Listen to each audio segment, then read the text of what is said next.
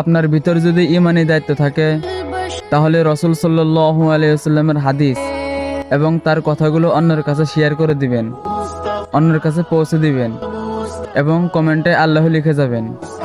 দেখি এই হাদিসটুকু কতজনে শেয়ার করে দেয়।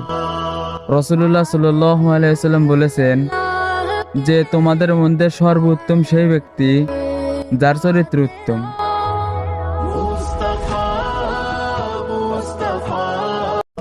আপনার ভিতর যদি ঈমানী দায়িত্ব থাকে তাহলে রাসূল সাল্লাল্লাহু আলাইহি ওয়াসাল্লামের হাদিস এবং তার কথাগুলো অন্যের কাছে শেয়ার করে দিবেন, অন্যের কাছে পৌঁছে দিবেন এবং কমেন্টে আল্লাহ লিখে যাবেন।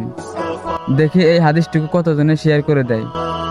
রাসূলুল্লাহ সাল্লাল্লাহু আলাইহি ওয়াসাল্লাম বলেছেন যে তোমাদের মধ্যে সর্বোত্তম সেই ব্যক্তি যার চরিত্র উত্তম।